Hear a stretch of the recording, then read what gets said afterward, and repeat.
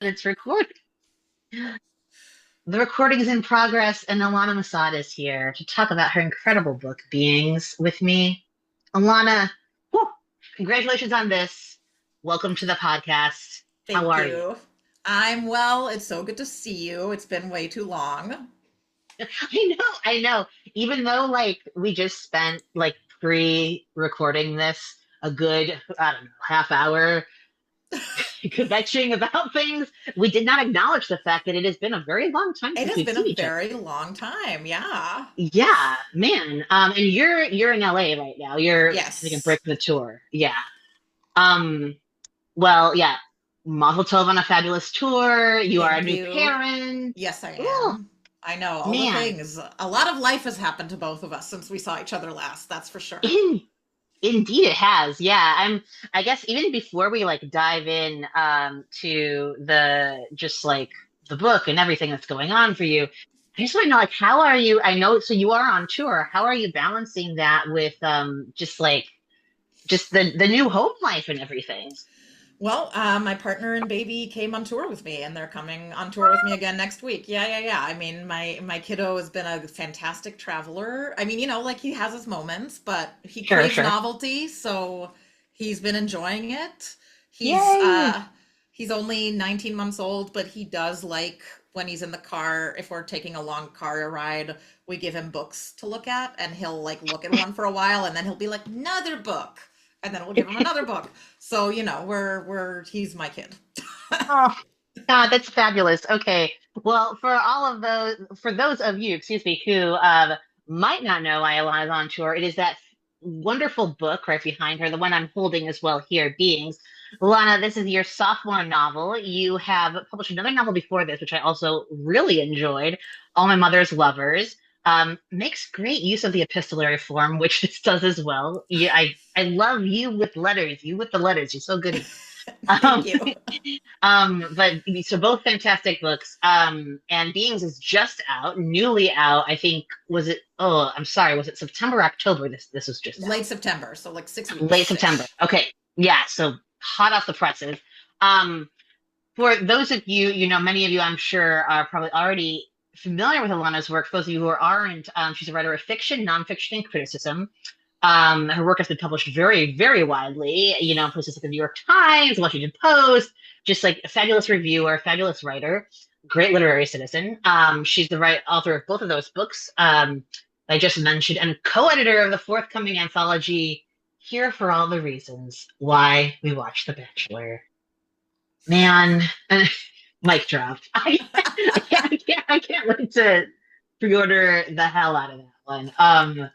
God, that's so. I love these it's like pop culture writers weighing in on this one topic. It's all. That was. You said it Exactly. was fun to edit.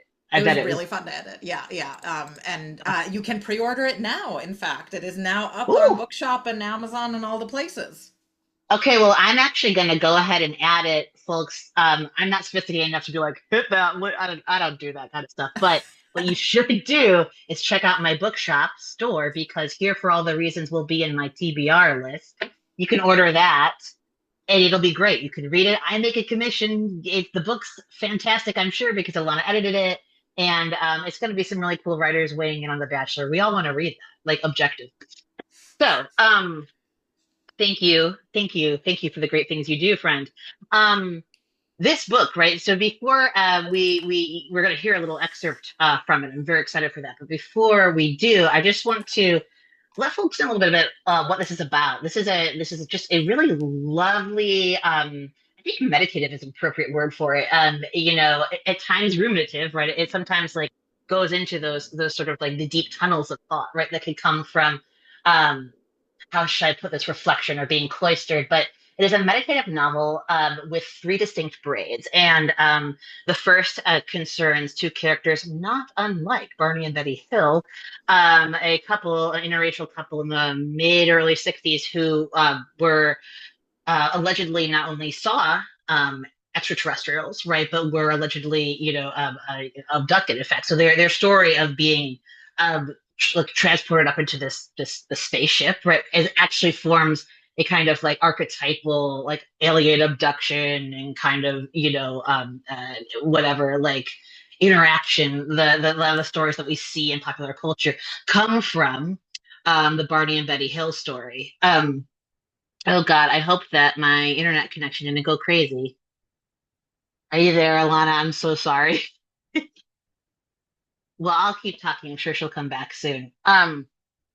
So there you are. You came back? No worries. I Okay, heard you the whole time, but I could tell that I was getting stuck. I'm trying to close a bunch of things on my computers. Hopefully the internet will stabilize on my end. good. Well, we will send all the good vibes and intentions in that direction. But yeah, I was happy to keep talking. You know me. Um, so yeah, so it's the Barney and Betty Hill narrative, which we actually see through the eyes of the archivist, excuse me, who's the close third narration comprises the second braid. And the archivist is working for kind of like an LGBTQ archive, and they are kind of producing all these like really fantastic, letters, right? Which actually form the third braid, letters between two, well, one-sided correspondence between a lesbian woman and her erstwhile lover. Which I won't give too much away about that because that's actually my favorite braid. But at the same time that the archivist is kind of digging in this LGBTQ archive, they are also producing or rather reconstructing the Barney and Betty Hill story. Mhm. And their kind of annotations and sort of like editorial asides, are actually within that braid, further braided. It's really cool. I love the way you do this. I love Thank the way you. you play with. Truly, it's awesome the way you play with media, history, archives, and the way you use it to talk about, like I describe this book as very gay, kind of Yes, spectrum of please. not gay. So yes, but to talk about, just like lives on the outside, right? Whether that be like, termed queer, lesbian, in fact, the interracial couple, right? They're existing a kind of a um, outside the norm, outside the hegemonic culture at the time. So Mhm. it's really amazing how the way you're kind of talking about these experiences and the way you're also using memory and history to get at these awesome themes. Um, so that's what the book is about. We're going to talk way more about how you employ these themes, Alana, and we're also going to talk about aliens. I'm just excited for the whole thing. Um, but why don't you go ahead and treat us to a little excerpt from this? Because Okay. I would enjoy that very much. All right. And thank you so much for doing this and for having me. I'm a big fan of your writing, as you know. So this is just such a pleasure. Oh, glad to have you here. Thank you.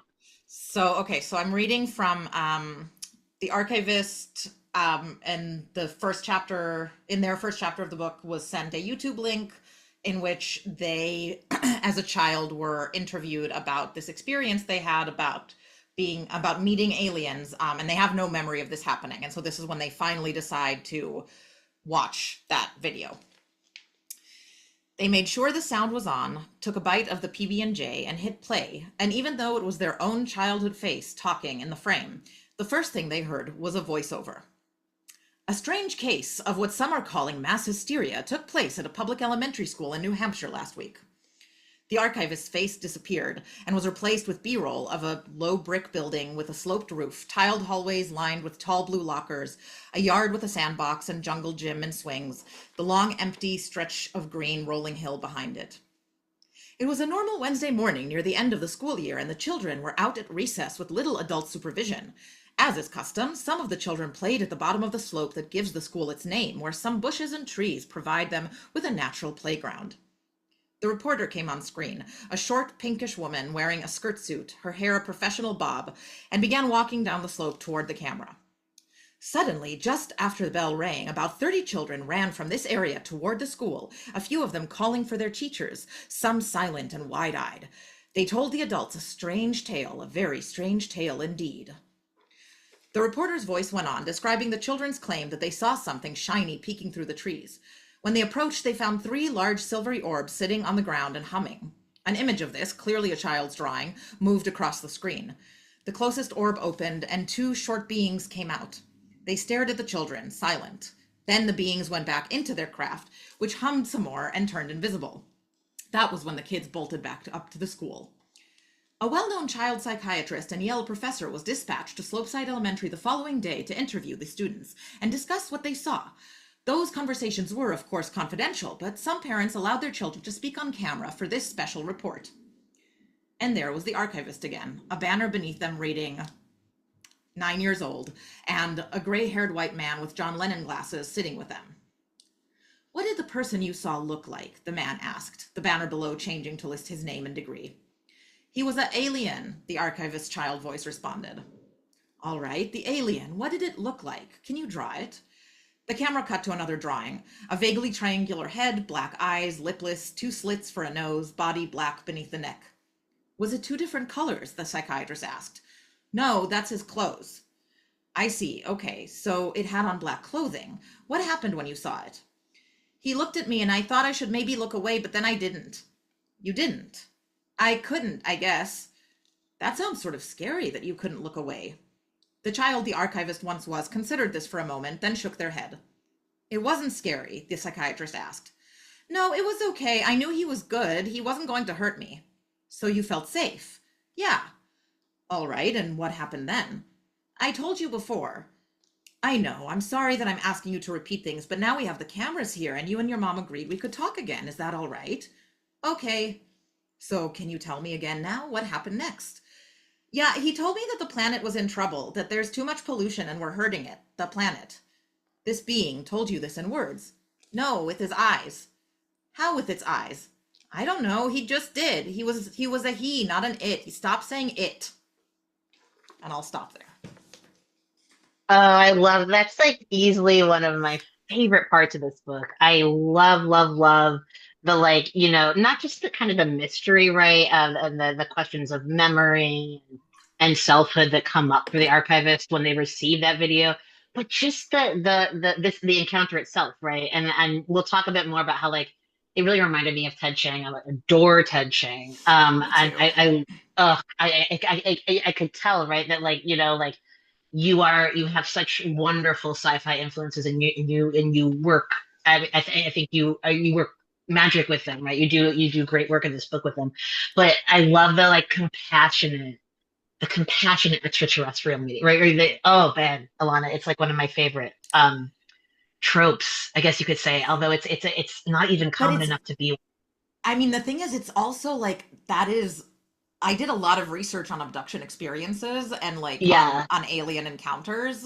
And like yeah. there was that Yale psychiatrist is based on a real Harvard psychiatrist, Mm, John E. Mack, who is hmm. like the only sort of institutionally empowered researcher who has done who did, I mean, he's passed away by now, but who did very serious research on the alien abduction experience. Hmm. And he wrote several books about it, and like, tried to kick him out of Harvard for being wacky, but his sort of whole approach was like, look, I don't think it matters what is real. The fact is that there are many people who experience this phenomenon and who have real Right. psychological ramifications of this phenomenon, and it is worthy of researching.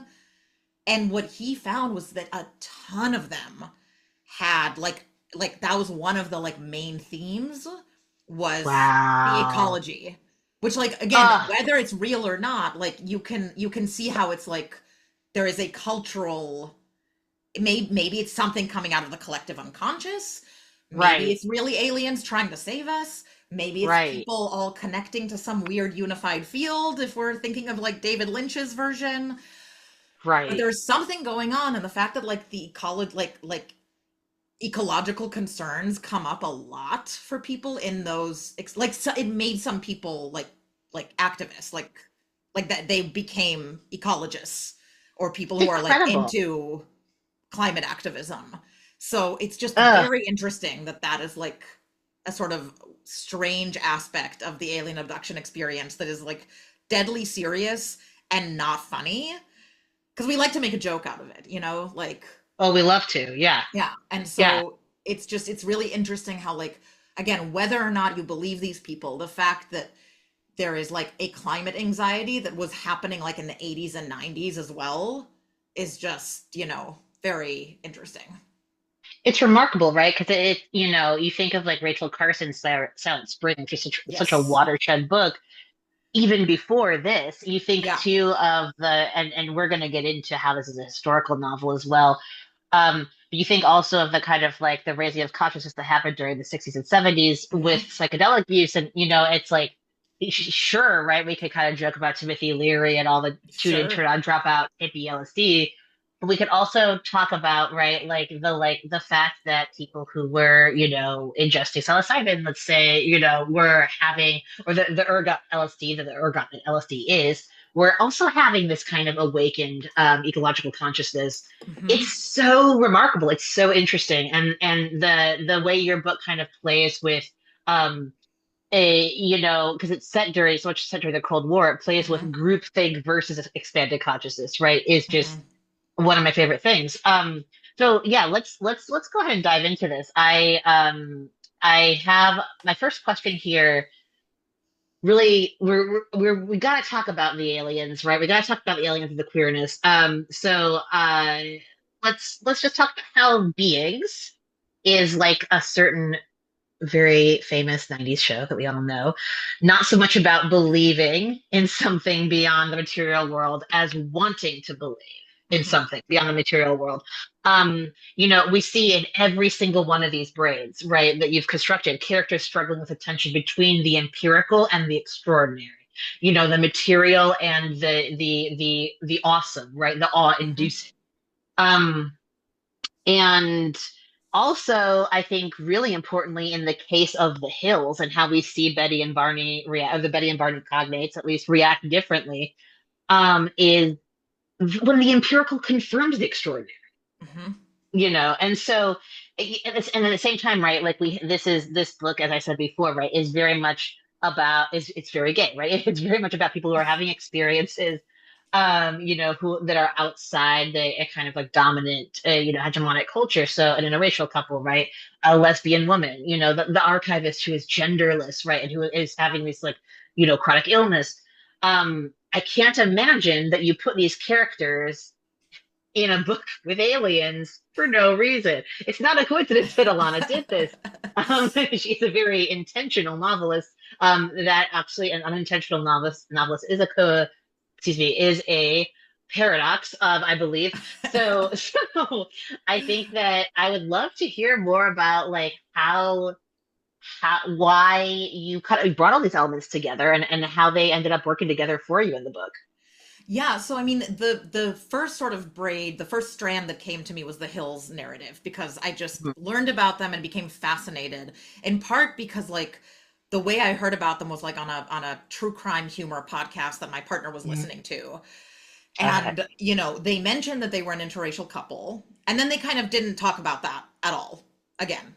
They just Mhm. talked about like the alien experiences, and I just couldn't stop thinking about like, okay, but like, how are they not addressing race? Like, this was the 1960s in America. This was 1961. Mhm. This was pre-Loving v. Virginia. This was Mhm. Lily White, New Hampshire. Like, how is that not part of the discussion? Um, Right. and part of my initial thought was like, well, like my knee-jerk response was sort of like, well, obviously they weren't abducted by aliens, obviously they must have been like hate crimed, you know and then I sort of, as I became like really interested with them and like sat with that and thought about it, I was like, why is that my first impulse?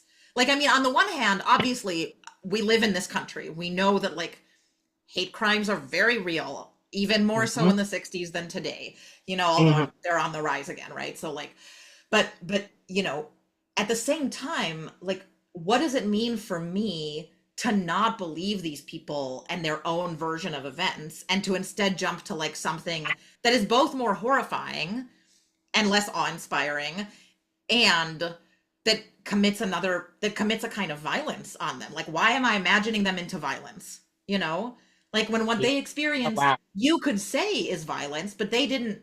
Even Mhm. though they were scared, they also like it was a very complicated experience. It wasn't like a straight up we have suffered, you know. It was much more complex than that. And so to me, like as I was thinking about that, I realized that like there is no way that I can write about these people unless I meet them where they're at and believe them and just take their experience as what it is. Um, and then I was thinking also about like how did we get this experience, right? Like why is this the pop culture narrative that we have? And the reason is because a journalist got tapes that were made of a talk that they gave to like a UFO study group, which was like what they called, you know, these groups of like nerds that sat together and talked about UFOs. And they gave a talk, and I say nerd as a nerd myself. Like I don't mean that as a derogatory term. Um, Nerd identity is assumed to yes, describe yes. you. Yeah.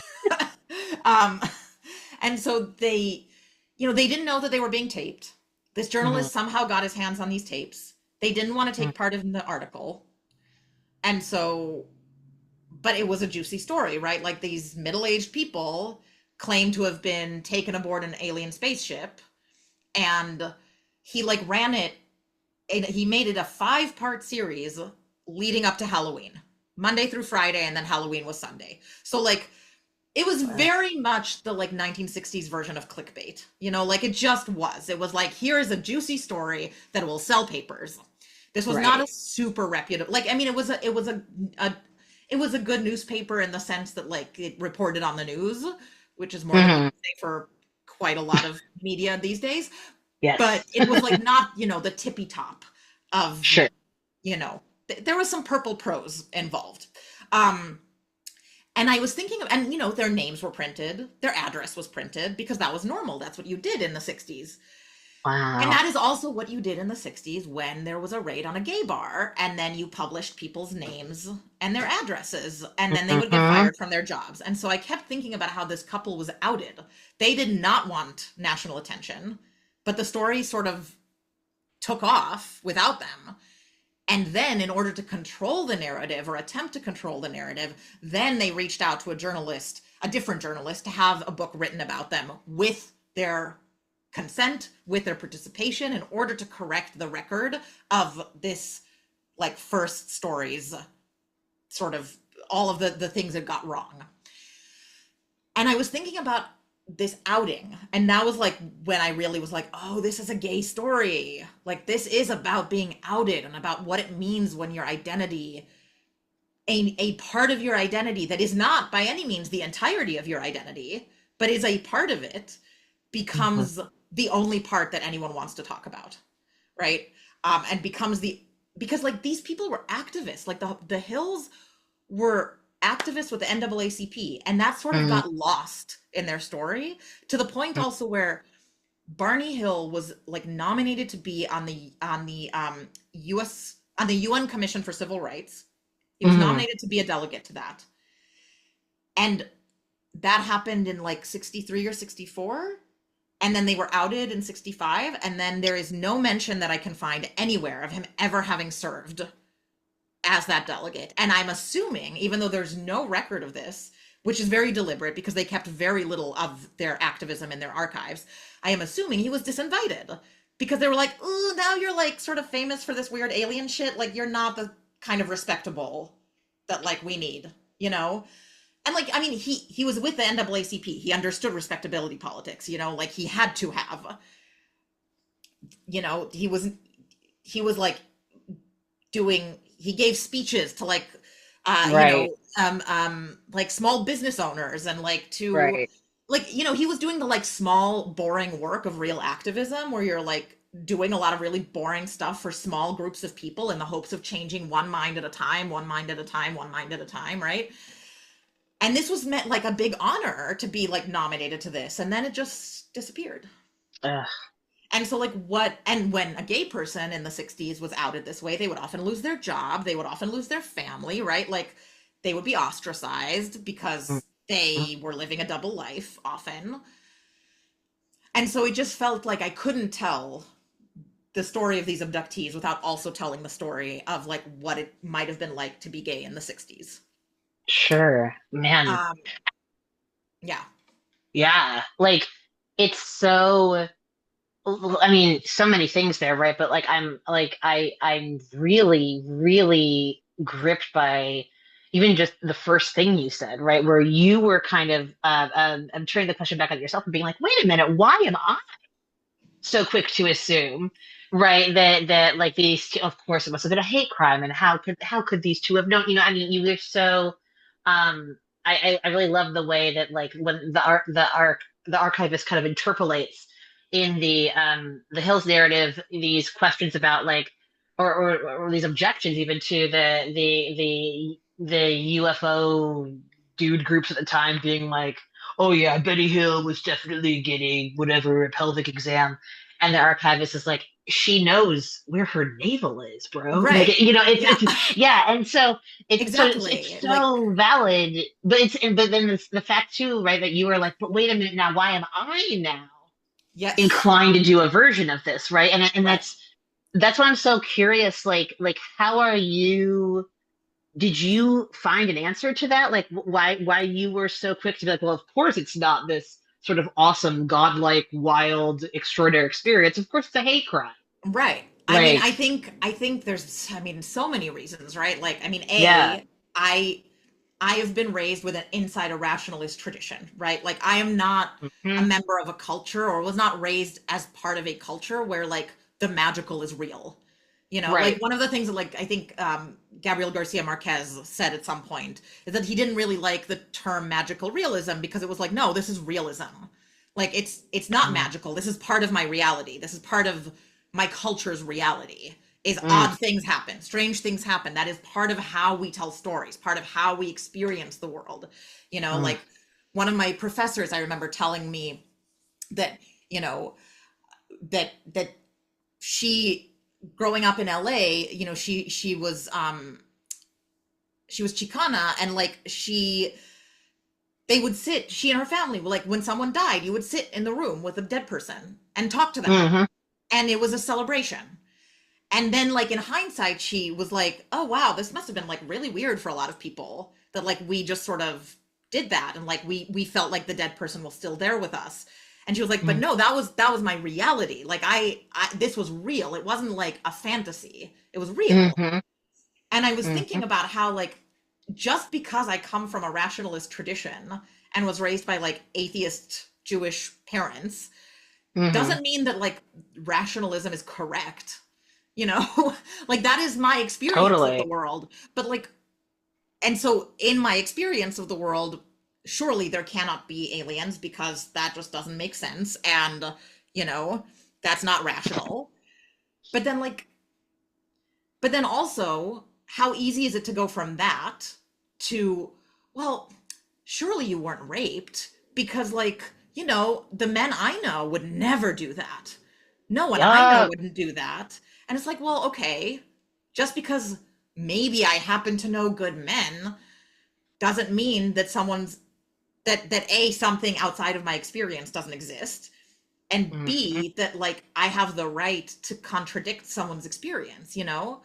And I know that that can get really tricky because of Sure. what I started mentioning before we started recording about like, you know, yeah, we are living in a time where disinformation literally has people believing things that are literally like have not happened. Like we have Right. evidence of what did happen and what did not happen and they believe in the Right. thing that did not happen. But Yes. I don't know where we draw the lines, you know? Like I feel a lot more wishy-washy about all of this now than I used to because Mm, it's complicated, because belief is really complicated, and because I think, yeah. so I think that like, yes, why did I think that it was a hate crime? Because that just made more sense in my mind.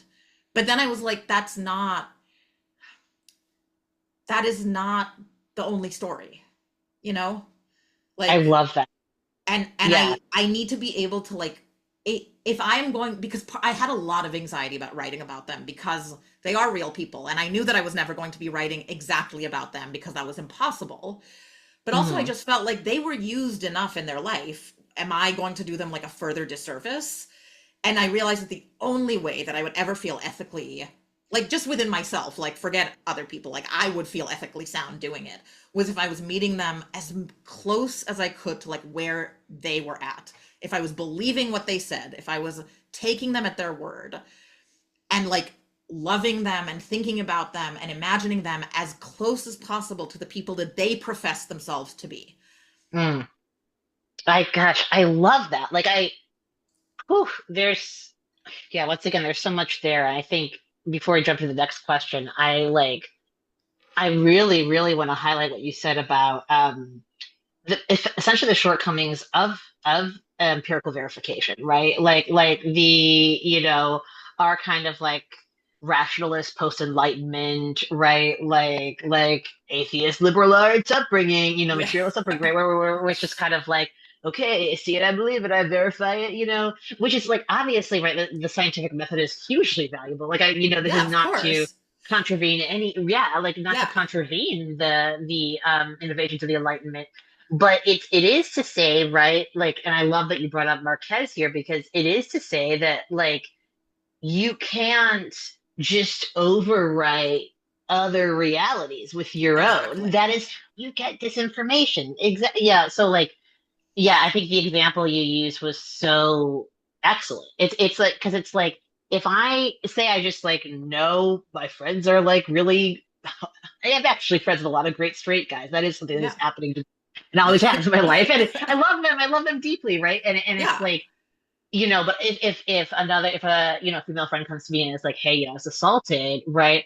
No way in hell am I gonna be like, I need to see it to believe it because I've got these guys. It's like that would Right. be ridiculous. Yeah. And Right. so yeah, it's I love, love, love what you're doing here with testimony, right? And I love how you are kind of you're both in writing this, right, and asking yourself why did this have to immediately be about their identity and immediately therefore be about my rationalism, Hmm. my activism, my sense of identity. Yeah. But also through the archivist lens, you're having them contend with Yeah. a memory that they don't have, they don't remember, right? But there is actually evidence of them Right. having this. Yeah, it's I love that. And so I think that, yeah, when we're talking about different concepts of the truth, of the capital T true, Yeah. this is such an important conversation to have.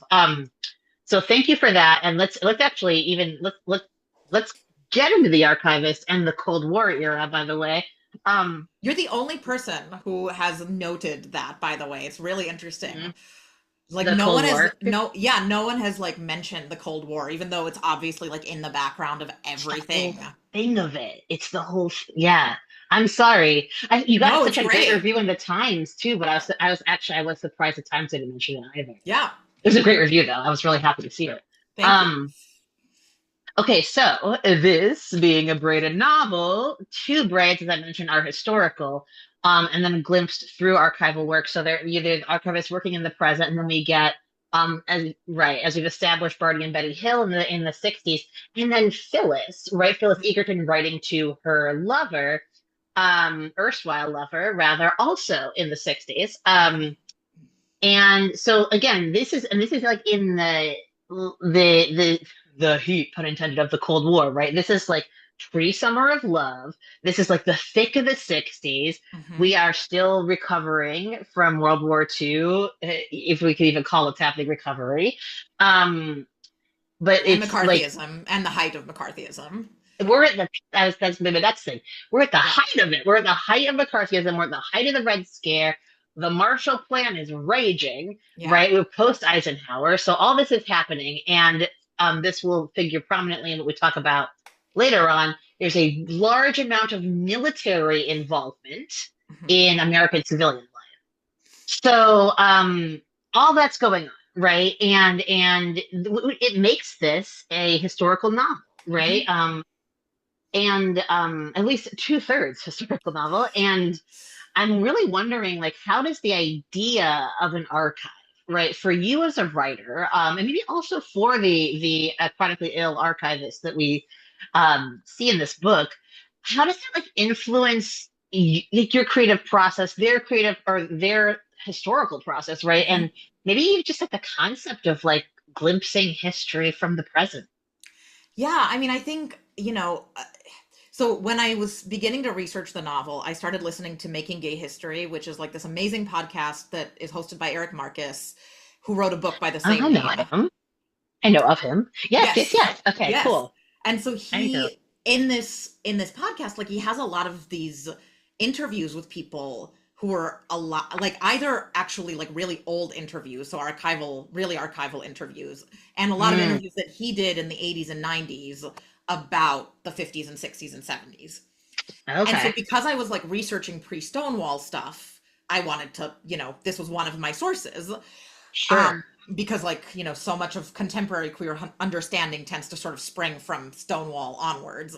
Hmm. And like there was gay activism before Stonewall. Obviously there Yeah. was like not even just also just queer people existed before Stonewall. Like it's, And so Right. that was like one facet, was just like actually hearing the voices of people talking about a particular time was like very impactful. And the way that they remembered things, and then like the difference between listening to those people remembering things and the people who were like narrating their lives in that present. um the Hills have an archive which is very clearly curated to be very much about the alien experience. And I'm Hmm. assuming that that was like, I mean, I think that that was all left by Betty. So later, much later, way beyond Barney's death, because he died in 1969. Hmm. And she didn't die until I think 2002 or 2000, Hmm. maybe three or four, one of those Hmm. years. Um, and so, like she lived after without him for like 30 plus years, Hmm. never got remarried. And so it's interesting that like what stayed, what was retained in the archive was the alien stuff, not the Yeah. activism stuff. And it was very hard to track down actually anything about their activism, simply because, again, like they were working in New Hampshire, and Mm, the chapter of the NAACP in New Hampshire was quite small, and there aren't a lot of records left. Like I found a few, a little bit, but like the vast majority were like, again, boring meeting minutes that probably people discarded because they didn't think it was going to be important.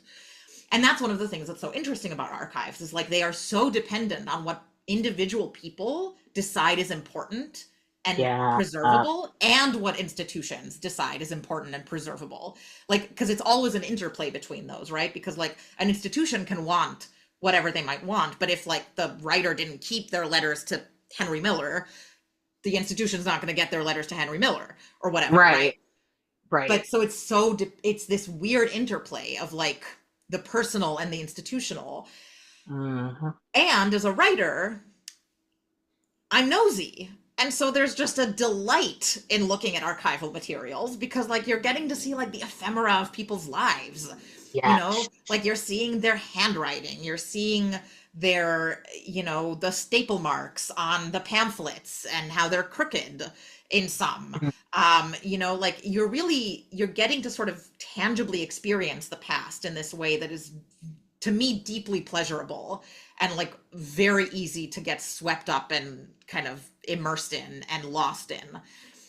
And I was thinking about how, it is I'm not a very spiritual person, but this is like one of the closest things that I could consider like a sort of spiritual communion, is like touching something that someone else touched in the past, or Yeah. reading something that someone wrote in the past, and how that is a kind of weird time travel. And so archives just like ended up playing prominently in the research for the book, and that was how the archivist became a character, was because I was like, well, I Mm, can't, like, this is so central to my experience of learning about this time. Like, yes, of course I also read books, I read scholarship, I read things, but like the things that were most sort of illuminating to me were people's first person accounts, where was reading like issues of the Ladder, was reading Betty mm, Hill writing this like 12-page sort of memory of the day that Barney died, trying to like get down on paper everything that happened that day so she would remember it. And these just like it's very intimate, and yeah. so I was thinking about how also, especially in queer life, like we like to talk a lot about community and the importance of community, and community is indeed incredibly important. And Sure. also, community isn't something that is accessible to everyone. Not everyone knows how to be with people very well. Right. Like, there's a reason many of us took a long time to like find our people, because like some of us are weird, or some of us are awkward, or some of us don't know how to have small talk because we like to get into the deep shit immediately. Hmm. And like as a reader, I've always found so much like solace and community and like real a relationship with books. And I was thinking about how archives can be such a similar space. Like there is a relationship, even if it's a one-sided relationship, that you can have with history. And like living in a time of like, incredible amounts of uh parasocial relationships, like now Mm, suddenly we're all acknowledging that you can have one-sided relationships. But, it's not just about people in the present. We can have one-sided relationships where we have deep and immense, complex, fully embodied feelings about people and places that we've never met and never been to, you yep. know? Like I have a, It's called yeah. reading. Yeah, like Yeah, it's called reading. it's I know when Jen like the whole the proliferation of conversation about parasocial relationships. I mean, yeah, I was old enough to be like, okay, I spent the entire '90s with my nose in the book. So Exactly. that's Like what that was for me. exactly. It's just Yeah, now because there's like there's some a weird kind of difference, I think, in like with podcasting, I'm thinking specifically like because hearing a person's voice in your ears is very intimate. And so again, oh, absolutely, yeah, and so like it makes sense that people have like these very strong relationships with like influencers and podcasters and people that they feel are talking to them. But like hmm, books also always talk to us. They just weren't as embodied, So we did right. all the embodying. Like all of the physicalness was coming from just from us. There wasn't like someone on the other end who was mirroring our emotions or experiences, which is maybe why books don't like drive you insane in the same way that like parasocial relationships can.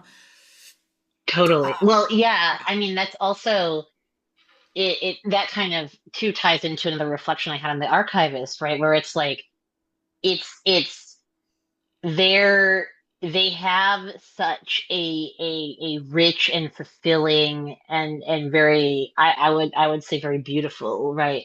Dynamic with Phyllis and the Hills, right? And the way they reconstructed these stories and they're like I love that your description of the blue ink, handwritten ink on the airmail letter and how soothed they are by kind of transcribing that. I was like, I totally get it. Um, and I think like what's so lovely, right, about the literary parasocial relationship and Yeah. this archival work, I think qualifies as that is like there is still quite a lot of a kind of imaginative participation, I think, from Hmm. the whatever the person having the relationship, the one-sided relationship whereby like you could kind of like, oh, you can build the scene in your mind, right? Or you can kind of like, you're doing quite a lot of heavy lifting there, which is very, very is soothing to me as well. But I think, yeah, with podcasting, with celebrity fascination, right? With like close-up celebrity fascination, not just Yeah. like film and TV, that can start to feel, to use your term, I think, very, very embodied, right? And that can probably be kind of overwhelming, and you Hmm. get your fandoms, and that's a whole nother really Exactly. interesting, really interesting space. Yeah. But what I'm really intrigued by, right, is actually the lack of embodiment on the Hmm. archivist part. Right. And so like how the archivist is almost in the way that you portray them, right, almost deliberately disembodied because their body is hampers them so much and it's such Yes. so difficult to be in their body. They are they're in many ways faded away. And so that's why when they're confronted with the YouTube video of themselves, it's like, holy shit, and Yeah. because you already answered my question on the hills, actually. This is the kind of the question I want to pose you about the archivist. Like, their deliberate disembodiment, right? I'm really curious if you could speak more to that. Yeah, yeah. I mean, so the archivist was originally a character that had much more space in the book, and was named and uh, was took place like during the sort of like first 4 weeks or something of the COVID pandemic as we knew it. Obviously it started before we like knew about it, but like during the Hmm. first few weeks when like lockdowns were happening. And Hmm. so that version took place over 9 days. So the way that Hmm. the years take place over 9 years, right? Like the historical sections each take place over 9 years. This took place over 9 days. And it was very Hmm. claustrophobic, very deliberately claustrophobic because they like worked they worked a customer service job from home, like on their laptop, and part-time that, and part-time at an archive that they couldn't work for and had been furloughed from, and like we're trying to deal like with the finances of that and stuff. Um, and the editor, and no one wanted the book that way. Like people, Hmm. I think it was too soon for some editors. It was triggering for some editors. Like literally, I don't mean like in a derogatory way. I mean, like literally, it was just upsetting to them because I was writing about that sort of monotony and like that discomfort of the not knowing. Because of course, right, like so much of the book is about not knowing things, and so that felt very relevant to me. But so in the reason I mention all of this is because when I first workshopped this, um, I was it was the only time I've ever cried in workshop. and it Whoa. wasn't and it wasn't because I was getting criticized. It wasn't because like people really liked what I brought in, but they were all sort of Good. asking me like why, like where is the archivist's body? And I started Mm. sobbing. And that was when I realized like, oh, this is much more personal to me than like I realized. Because I have a Yeah. chronic illness and I have spent Mm. many, many years trying to not exist in my body, because if I exist in my body too much, I cannot function. Like I kind of Mm. have to ignore signals from my body all the time in order to live the life I want to live. And that is not Sure. something that is possible for everyone who has a chronic illness. I don't know why it's possible for me. It is something I have been doing since I was very young. Like I started having migraines when I was 6 years old. I probably got headaches before that. Like my mom remembers this story of me, like this moment of me being like 3 and coming to her and telling her there's a bump in my forehead. And like I didn't have a bump. And like, when you're a kid, if you knock into something, you have a bump, and that's how you understand, like, oh, that's pain. And so Mhm. in hindsight, we're like, I wonder if I was trying to describe a headache, like I have a bump in my head, Mhm. you know? So anyway, and then like I have a genetic condition that makes like all of my tissue is like very wibbly wobbly, and so that affects all of my pain receptors, it affects my joints, it affects my back, it affects my neck, it affects everything. And so I live in constant chronic pain. Um, and some days it's worse and some days it's better. And so I started crying because I was trying part of what I was trying to do with that version. And then I think I succeeded more in the version as it is now, actually, because it's shorter. Um, I was trying to explore what a life that was lived primarily intellectually, deliberately intellectually, could be like, and how Mm. that could be not because of like, because we're in a time of therapy speak of like feel your feelings, be in your body, and it's like I'd love to, man, but it really isn't that possible for me to do that and also like function on the level that I would like to function. um Mhm. and so I kind of have to stuff certain things down. I have had to learn how to cope with my pain in ways that disembody me, and that can really fuck you up, but it's also a survival Yeah. mechanism. And Yes. it has also led to my intellectual life being a source of great joy and great depth, and like, Mhm. and it is embodied. It's just not embodied in the same way as like feel your feelings and like go touch grass and lie in the sun. It is a different kind of embodiment, but it still is embodiment because like your mind is part of your body. And so I was trying really to play with that, Mm. and one day I'll really probably like one day I'll approach it head on, and it won't be like this like little third of one book. One day I'll figure out how to write about chronic pain, but that Sure. was what I was trying to do there. I don't know. And I'm so interested in it too, right? And like it's frankly your childhood uh descriptions of your childhood ailments are kind of reminding me of the the highly how do I say it, right? The really compelling Reddit posts that the archivist reads about, individuals who've had experiences with aliens, right? And who are, and I've read these such posts as well, right? Where it's, you go in there just like the archivist does. You're like, oh, it's going to be a bunch of cranks. Yeah. Nope.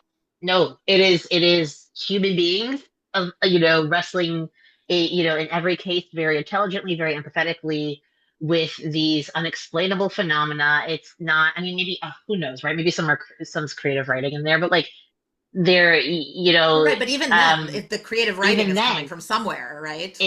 thank you. Exactly. That's just what I was about to Yeah. say. Even then, right? And going back to the kind of the collective consciousness point you're making, which I think is a good one. That where is that coming from? Where's the desire to Right. write about this fictional or not coming from? And so, the teenager with the scaly skin, right? Like the woman with the bruises on her feet. Like it's you it is there's that tension once again in your book, right? And it seems like kind of partially even in your own experience as well, between like, do I just stick to like the material fact of the pain and it's just the pain and the pain body and the life of the pain body, or is it like, okay, but like what is sort of the symbolic or collective effect of this? Like what am I being told by this, right? Like it's like, I'm not saying it doesn't exist. I'm just saying like Right. there is information beyond everything's shit and here's this pain. It's and I think Yeah. that is really compelling.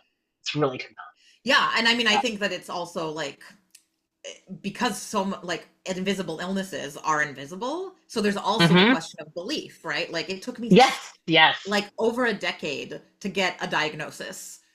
And the Hmm. diagnosis now, like several years past, I was so happy to have a diagnosis. Several years out now, I'm like, well, didn't help me even a little bit because there's still no treatment, like it is a Yep. thing that science knows about. It's a real condition. It is something that like was only really discovered in the 90s. And so that's part of why a lot of people are like just now getting diagnosed with this because like, it has taken Hmm. a long time for like doctors to actually learn about it. But like, okay, so I have a diagnosis. I have a name for what I have. It There's no treatment. There's There's a nothing I can right, do about it. So I have a right. name, but I still have to figure this shit out on my own. And like I spent so long needing to trying to convince doctors that like it was real, that my pain was real, that it wasn't just anxiety, it wasn't just depression. And then over time it's also like, well, and if it's also those things, that still doesn't make it less real. My body is like sending pain like is using pain receptors to send me pain Right. wherever it's coming from. Like now I know that it is not just those things, but like mental anguish does translate to physical anguish for many, many people. And that doesn't make it not real because, like, again, we have this like very Western rationalist mind body split idea. And like, our brains are meat, they are part of the meat sack that is our body. You cannot disconnect them. Well, I'm also reminded of Betty Hill, right? Like, say she had actually successfully convinced all of the top brass in the Pentagon Yeah. of her experience, and they were like, "You Yeah. had a UFO abduction, right? And it happened in these terms." Like, it's kind of like, okay, right? But And like, now then what? what is that? And now what, right? And what is the diagnosis from this military, all these military personnel supposed to get me, Yeah, right? And then the experience becomes, now it's determined by a new set of ideologies, right? And so this goes back exactly. to, yeah, the belief question, which actually is my next question, partially at least. Great. Yeah, I really want to talk. Now we're gonna super get into the Cold War stuff, because there's a lot of hypnosis in this book. The Yes. Hills undergo hypnosis by a psychiatrist. Phyllis undergoes a hypnosis, which is really just a conversion therapy, by a psychiatrist. Yep. And the archivist's lost memory of a childhood alien encounter really evokes the oh God, I'm gonna see if you have this book. Maybe you do. Really evokes the debunked science of the recovered memories, which we're really diving back. We're Mhm. really exploring satanic panic and recovered memories now. Thank Yeah. God. I'm so glad everyone's like starting to address this. Have you read Yes. this, Ilana? My Lie, a true story of false memory. Oh, Who is it by? Okay. So this, I'm really excited about this book. This book is by Meredith Moran.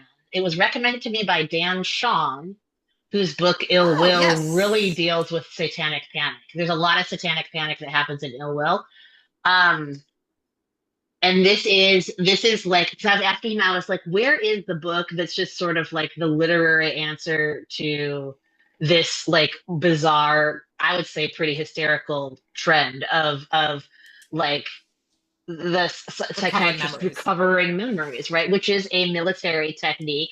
I can give you a memory, Ilana. I can recover a memory from you. Can Mm-hmm. recover one from me. You Mm-hmm. can recover whatever you want to from me. Mm-hmm. If I'm Mm-hmm. under, and so it's like we have this sort of like psychological operation, right? That's Yeah. being used in a clinical setting. Yes. And Dan Shawn said this is the book that this Yeah. is a memoir that covers it. So yeah, people, please read this. Yes. It's absolutely fascinating. So anyway, right, we have these like hypnosis, recovered memories, the Cold War historicism. During the Cold War, right, when we have this like really, really intense hyper nationalist, anti communist paranoia. We also have the kind of like, as you before we started recording, you were talking about like Orwell's objections to right, like the double think of the far left and communism as well. So you have this groupthink happening on both Yeah. sides, right? And you have heavy, Yeah. heavy U.S. versus USSR paranoia, both sides. Yes. So in the midst of this, right, we're also having Roswell, we're having all these sort of this upswing in like UFO encounters, alien encounters. Yes. This is an amazing era to set a novel in. So thank you for doing that. I am like you've answered this question, I think, in part, but I really want to dive into it specifically, right? Like you really are writing about memory and distorted memory. What is fact? Who owns the truth? Like what is a memory? At one point, the archivist like almost like literally asks that, like, what is memory?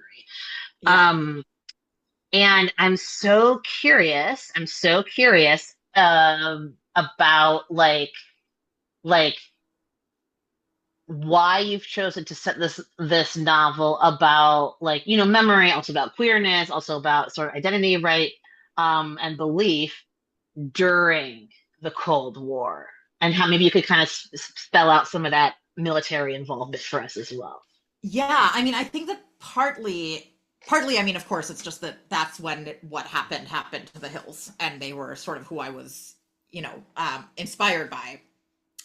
Partly also because, as you're saying, it was this like very, the more that I researched it, the more like similar to today it felt, like there Yeah. had been a war and then there was backlash, like the Vietnam was happening during the 60s Mm, too. It wasn't the height of the protests hadn't started yet, and the height of the Vietnam hadn't reached a fever pitch yet, but it was sure, but we already were in happening. Vietnam, We were right? in Yeah. fully in Vietnam, yes. Yes. um Yes.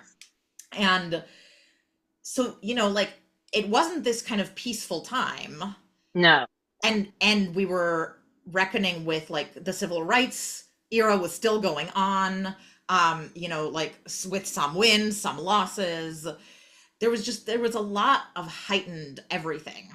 And there's a lot of theories about like, well, why did people start seeing UFOs so much more after Second World War? How much of it was the bomb, right? How much of it was the Hmm. Cold War? How much of it was paranoia about like Russians invading, communists Right. invading, the other invading more broadly, right? Hmm. I mean, because like Pearl Harbor is still like the only time in like recent memory that like the US shores were literally attacked. And even though it was the furthest fucking shores, people have not gotten over it, right? Like in a Hmm. sense, I feel like that was like a weird sort of um kind of stoked, like a trauma that has continued to be stoked deliberately in order to make every American always feel scared, even though the vast majority of our wars over the past 100 years, all of our wars over the past 100 years have taken place very far away from us. Right. We've dealt with the aftermath. We deal with the soldiers coming back, right? Um, and so, of course, that's also part of the fabric of American culture at the time, right? Hmm. Was like people in their who had gone to war in their 20s were now in their 40s and 50s, right? Like people were still dealing with shell shock from Korea. Um, Hmm. and hypnosis was actually one of the like relatively successful treatments around what was being called shell shock, right? So PTSD. And hypnosis is still to this day very poorly understood and very effective for some people. Like, we Hmm. don't really know why it works on some people and not on other people, right? Like, it is a really strange space that is very, like, has been scientifically proven and is also still, like, deeply within the realm of mystery, you know? Because, like, Hmm. we don't know why.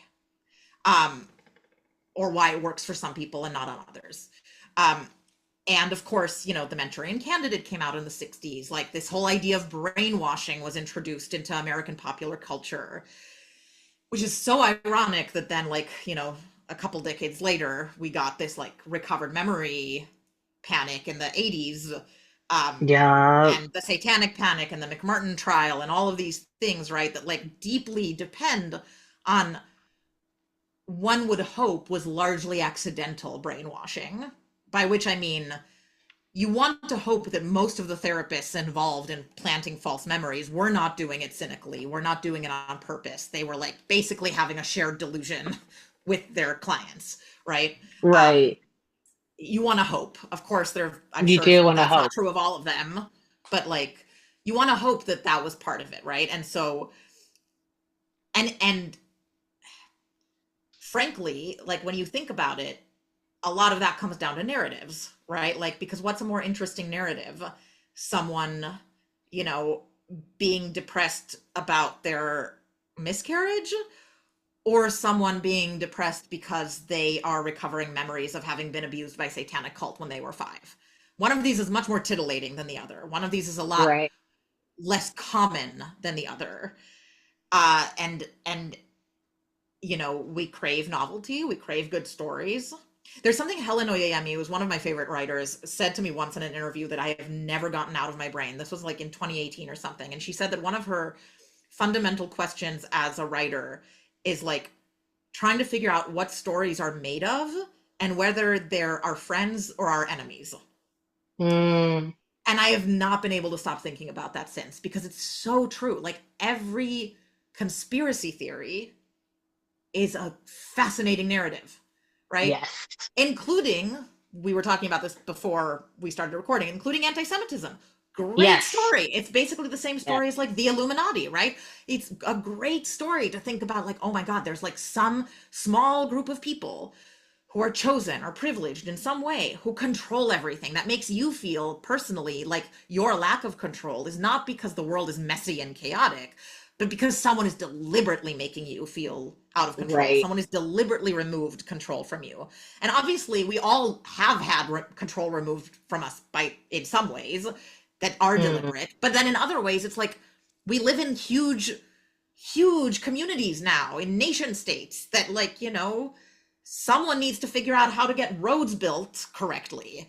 And so much of Right. that is like the government. That's what we've decided to do, right? And so there are these huge institutions that we have come to depend on. And of Totally. course that's scary, to give up your power to that.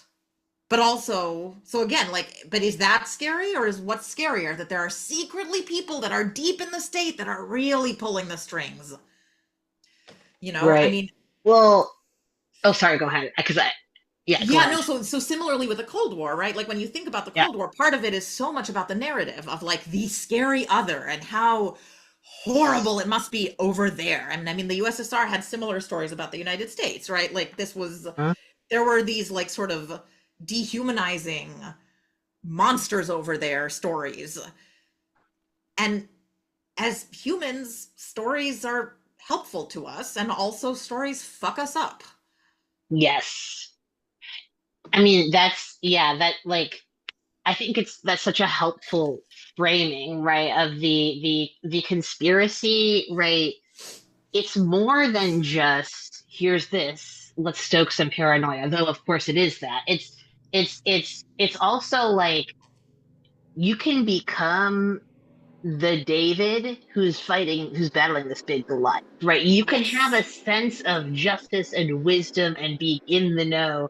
And I think this is this is how a lot of we see the anti-Semitism in conspiritualism, Yes. how that really ramps up, right? Where, Yeah.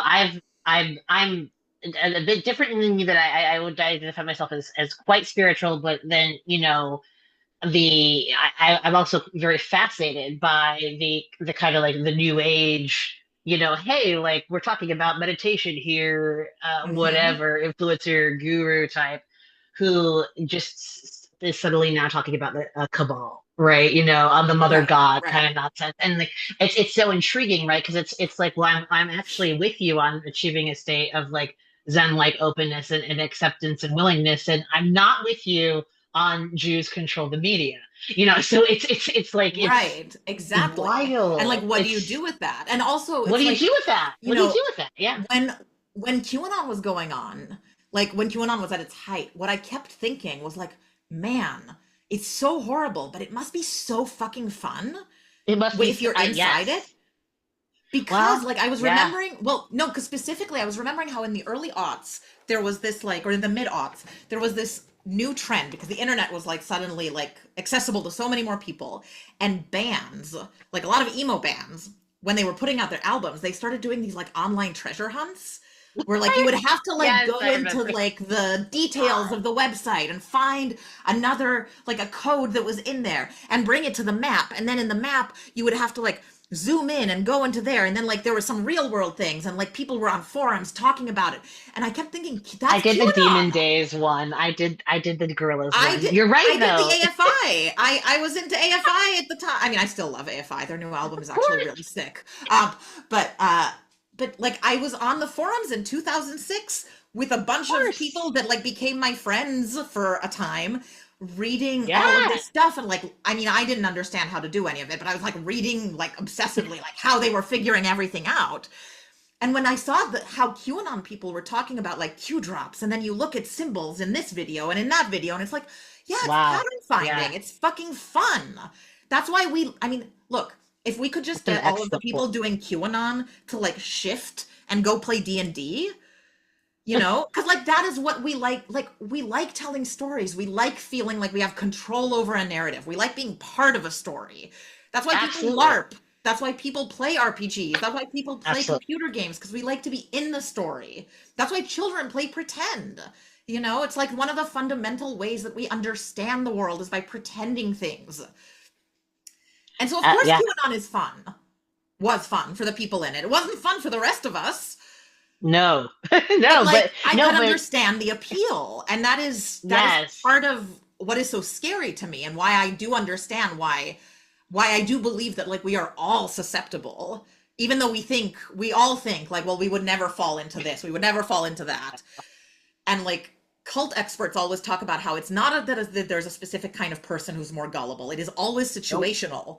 It is when someone Yes. is at a low point or is struggling or has lost Yep. other forms of support in their life, that's when it can happen. And that means that Yep. it can happen to any of us because we all suffer at some point in our life.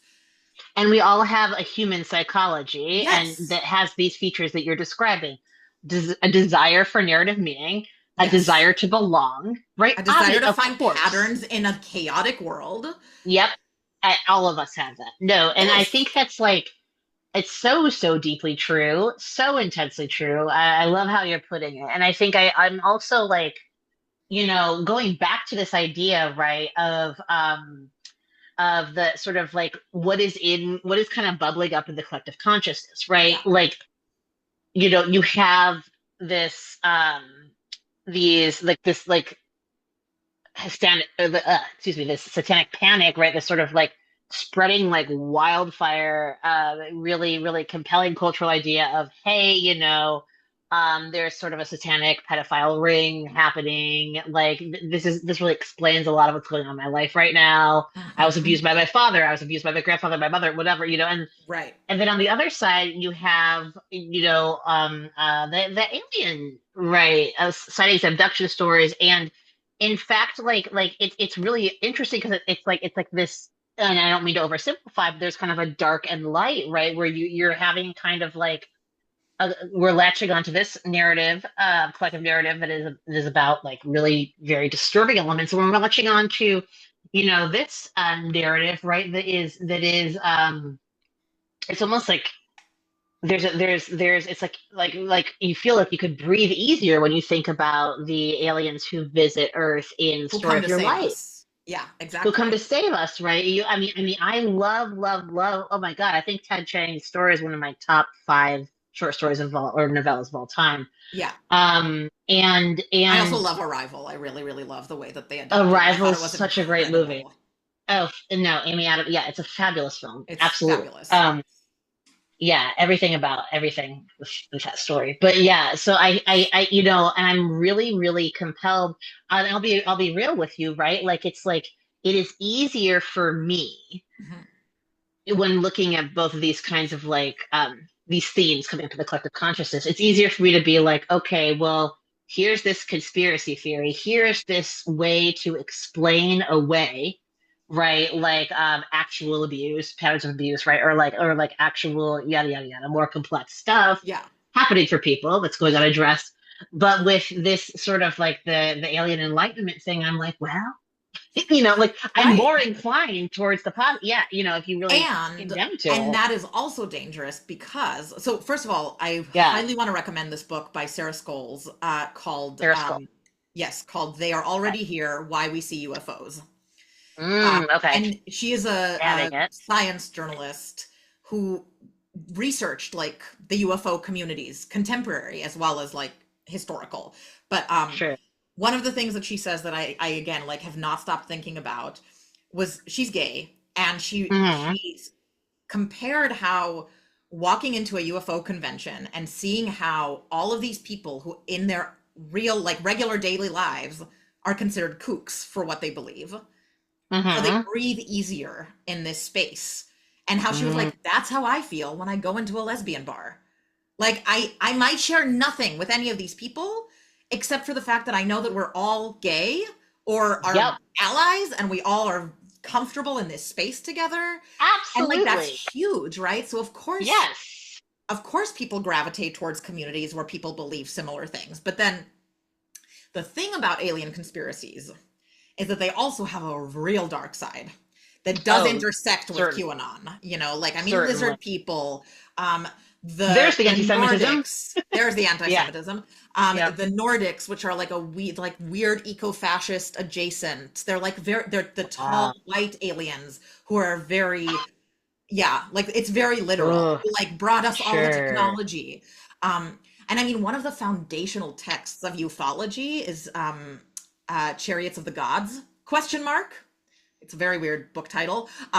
That is about that is like where the origin of if you've ever seen Ancient Aliens on the History Channel or the memes, I that see what you're comes saying. Yeah. originally from that book, and that basically that side implies that it is impossible that any ancient civilization, especially all the brown ones, could have come up with the technologies that they could have come up with, right? I mean, like Rome, Athens, they're different. They just did it as humans, but everyone else, you know, the Aztecs, the Mayans, many African societies, like aliens helped them, and like Mm. there is a deep racism within that sort of entire kind of worldview that has caught on and has become extremely mainstream.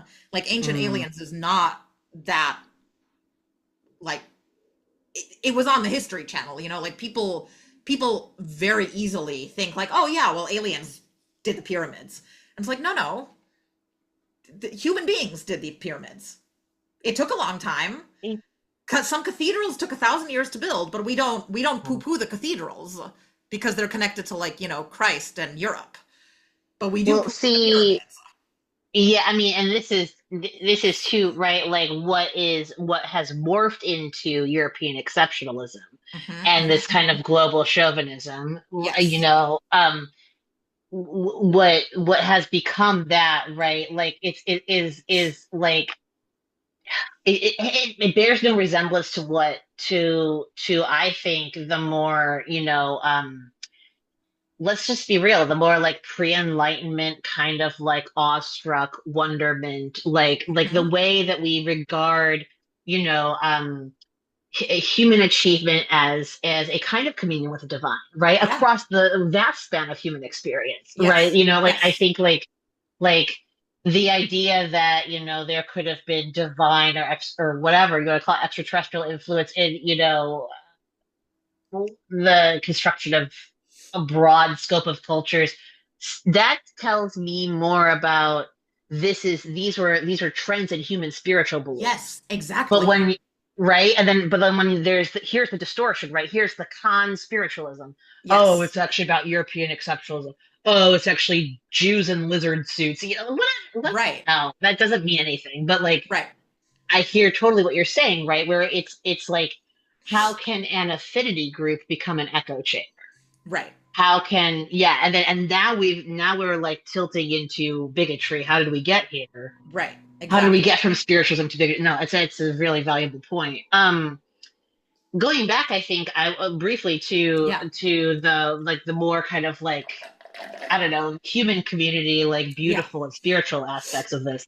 Um, the ecologically minded aliens who visit the kids Yeah. is it's just so wonderful, and we're talking about arrival, right?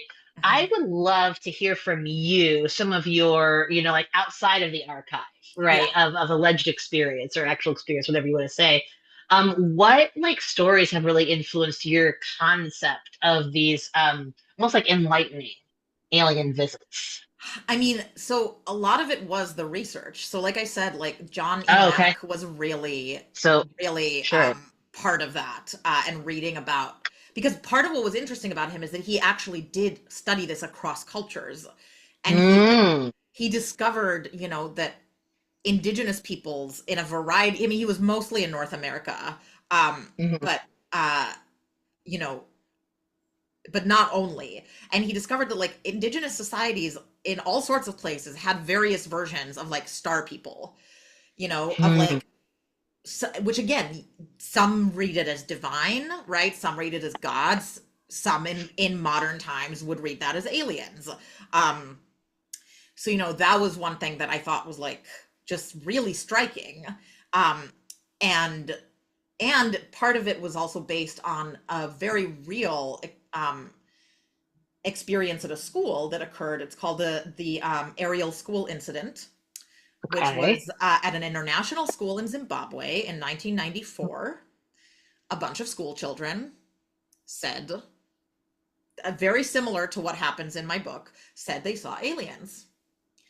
And this was an international school, right? So like it was a multiracial, multi-ethnic school, um, where these children, like one of the things that the teachers said there, because everyone was like, well, surely the kids all made it up.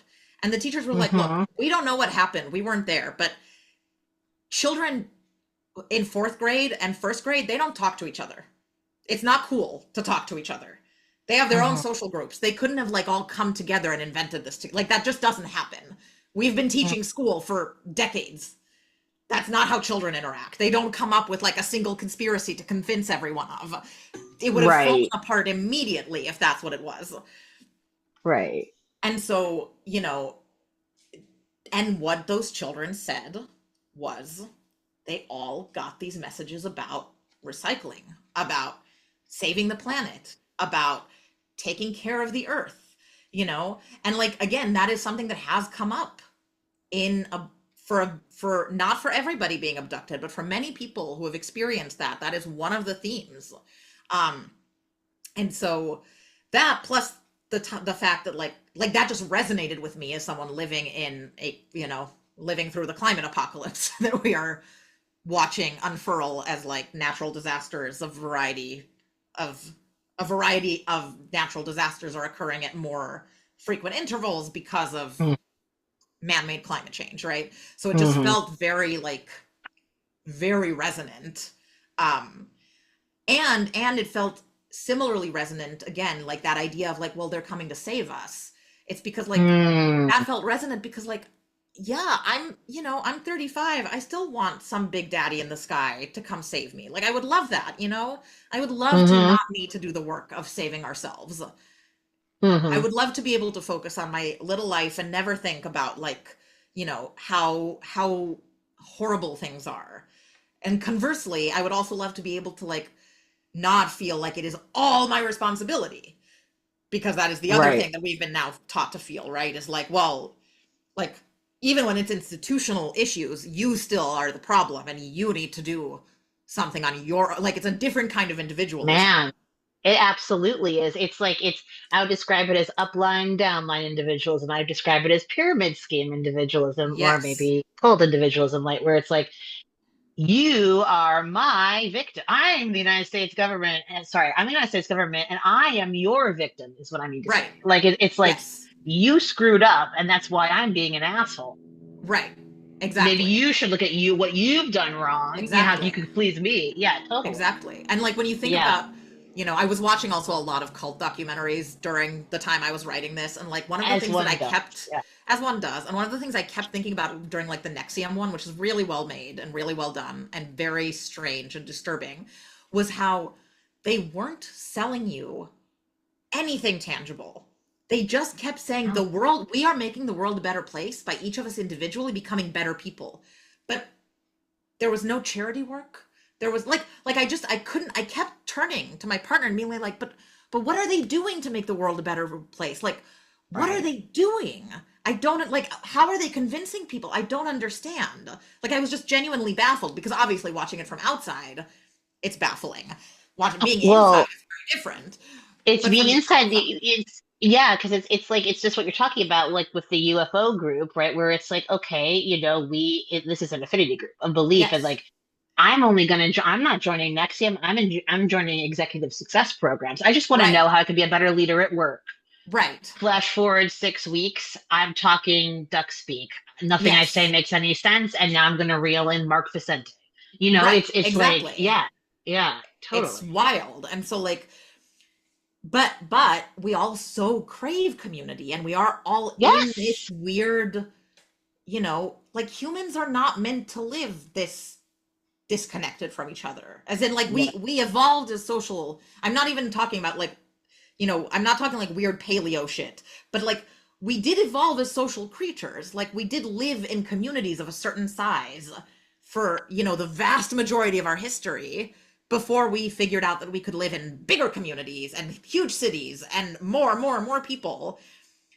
And I love cities. Like Mm. I'm not someone who's going to move to a rural anywhere. Like that is just not, I Hmm. love cities.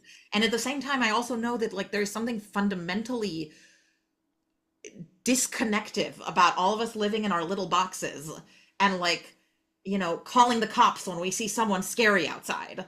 Like there's just this like sense I have that like we've been pushed away from each other. And so of course within that space we are all so much more vulnerable to places where we are made to feel ecstatic in the company of others.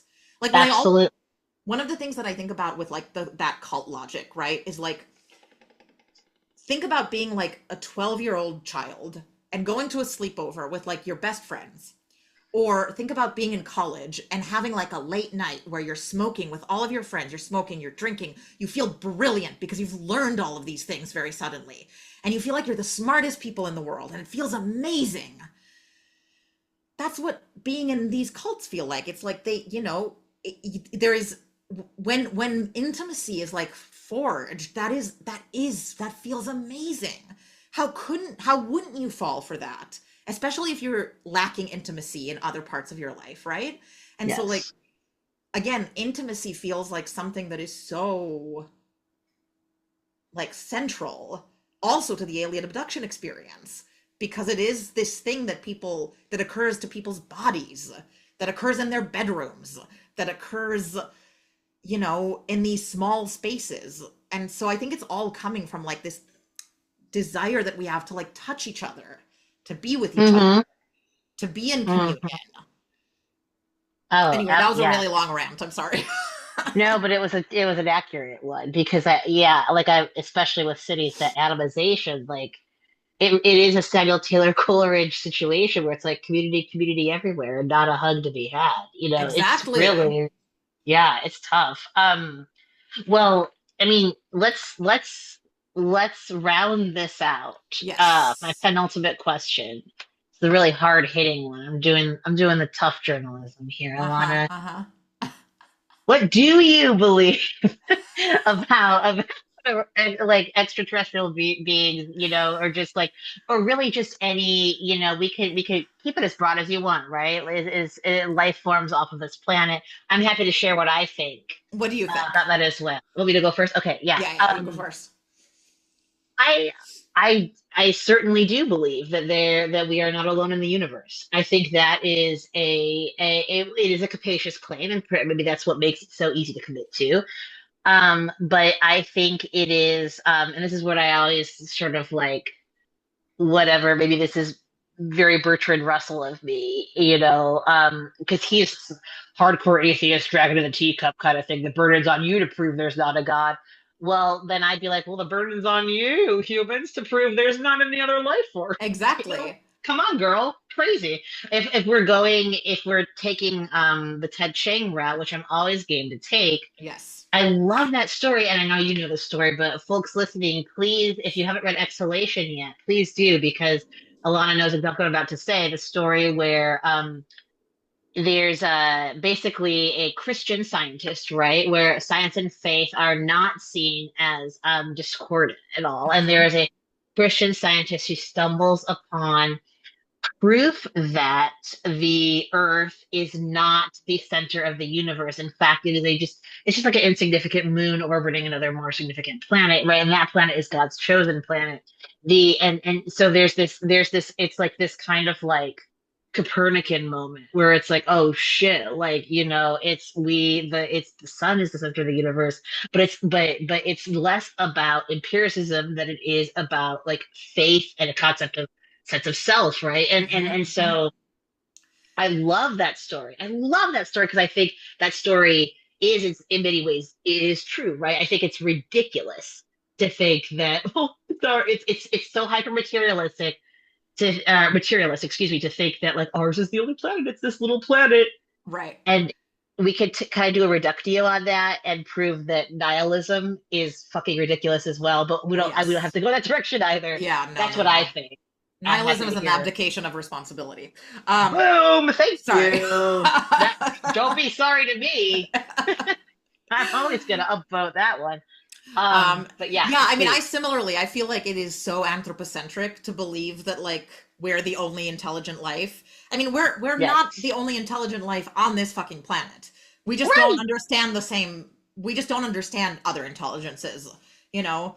And we still don't know what is in like 90% of the ocean. So like I don't know, the ocean is kind of like space and that is right here. And we still don't know what's in That's it. amazing and true. Yes, yes, Um yes. but like yeah, like I don't know. There's scientists also say that like the universe is both um like endless and expanding, which I do not understand what that means or how that is possible. But if that is what it is impossible that we are the only intelligent life. Maybe we're the only Impossible. intelligent life right now, maybe simultaneous, maybe like there's more life is going to develop in 100 million years and there was other life 100 million years ago and like we might never meet any other life. I don't know. I would love to. I would love a Star Trek, you know, universe. Um Please but like, bring it on. but having said that, I don't know that I believe that like aliens have visited or are visiting Earth. But at the Mm, same time, again, I am very much in a much more agnostic space now than I used to be, and that I'm like, mm, well, what the fuck do I know? Like, the military totally. has come out and said, we don't know what this shit is. And none of us really take it seriously, even though they say that, because like, what are we gonna do with that? We don't know how to deal with the unknown. We really don't. So we just kind of look away from it. Yeah. We look away from it or we Ugh. find a narrative or we make, you know, we don't sit with what we don't know. That's part of why I think like, you know, every time there's this big like news of, oh, the military has officially said they don't know what UFOs are, it's in the news for a second and then everybody's like, eh, whatever. Because like Yeah, what are we yeah, going to do with that knowledge? right. Hmm. Well, I mean, this like back to the empiricism, right? It's Yeah. it's it's almost like if something is not regarded as actionable if it is not like materially available to us. Like, and that's why I'm a I don't know. To me, that's where my spiritualism comes in because I'm like, there are unknown unknowns, Colin Yes. Powell. And I actually think that I think that's great, and I think it's probably necessary that there be unknown unknowns, Colin Powell, because if the United States, let's not live in a world, please, good God, let's not live in a fucking world where the United States military, okay, corners the goddamn market on the truth. That's Yeah. heinous. And now we're talking, of course, about actual fascism, right? We're not Yes. talking about like, oh no, it's Wishy-washy, a oh, is it? fascist state because, right. Yeah. Yeah, exactly. It's like fascism is happy to me personally because, XYZ bullshit, Yeah. internet reason. It's like we're talking about like totalitarianism is a thing that arises, right, when an ideologue or an ideological body decides that it owns the truth and it will portion the Yes. truth and parcel it out to people, to a Yes. consumer, right, a listener. And I think that this is why your book is so important, right? Because it's like you are saying, even at the first stage of writing this, you were saying like, okay, maybe it feels to me in this moment like wild to believe that Betty and Barney Hill were abducted by aliens, but Yeah. who am I to say that? And I think Yeah. that's why your book ends up being the good book that it is because it's your, and that's why maybe you became more agnostic about this stuff, Yeah. if I may, right? Is Yes, like it because was you, absolutely the research and writing of this book that yeah, made me like I changed during the course of yeah, writing this book. Like I I love that. fully am more open to mystery than I was, and much gladder to be open to mystery. Mm, yes, And also because I think like to bring it back to writing, like that is where story comes from, right? Like mm, not to be all Lynchian, but like it does come from somewhere that we don't understand, whether that's something outside of us or something within us. Our psychologies are ultimately still very mysterious to us. We can like be in therapy forever and still our brains are going to give us wild things that we don't understand, and they're going to make us yeah, think about things that we don't understand and feel things that we don't understand. And like that is part of, the wild weirdness of being human. And accepting the mystery means being able to like work with it rather than against it, rather than shutting it down. yes, It's like, yes, it's like if you have a garden and you keep and you've never seen the moles coming out, but you keep getting mole holes. Like, yeah, you can say that it's moles, or you can tell yourself a different story. And either way, you're never going to see the moles. So, like, maybe just leave the holes and contemplate them rather than like filling them in every time in order to like try to stop them from happening. mm. Man, it's like in my case, you remember a Bush era quote, and it may be Donald Rumsfeld, and it may be Colin Powell, and it may, maybe Dick Cheney. You don't know who to attribute to, but what matters is that you remembered the quote, Yeah. right? In an imperfect analogy, but no, totally. Like actually, a lot of this is maybe what I want to ask as we kind of send off here.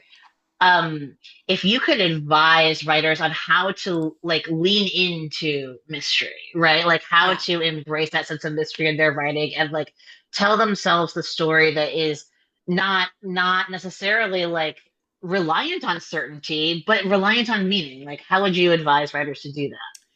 Well, I think that first of all, I mean, and this is very, very rudimentary, but like never go in with a message. Hmm. Don't, I mean, unless you're deliberately writing like parables for a children's book, and even then, like the best children's books, even the ones that have like a message are more complicated than that message, right? Um, Right. uh, and so like obviously, so like don't, if you have something to say, that's maybe not where your fiction is going. Fiction to me feels like it is for asking questions. So approach Hmm. fiction with questions. Um, and to me, that is also like where mystery lives, is in the ability to ask and then to maybe wait to see if there's, think of one answer, but like don't think of other answers too, right? Right. Like whether that's in character work or in a scene. Like literally just think about what are some other reasons that X could be happening, right? Hmm. And like, because misunderstanding is some of also like the biggest driver of like literary conflict, right? Is like people talking past each other. That's also the one of the biggest drivers of real life conflict. And like interpersonal conflict is people like misunderstanding each other, talking past each other, having different senses of how heavy a particular topic is or how important a particular aspect of their life is. So to me, I guess, yeah, like approach your writing as a series of questions rather than as a series of answers, or as a series of questions with like multiple answers rather than a series of questions that you need to find the definitive answers to. Oh, that is amazing advice. Thank you so much, Alana. Really, really great. Thank you. Everyone, please go to the link below this video, which links to my bookshop, which has beings, and we'll also have Alana's other books.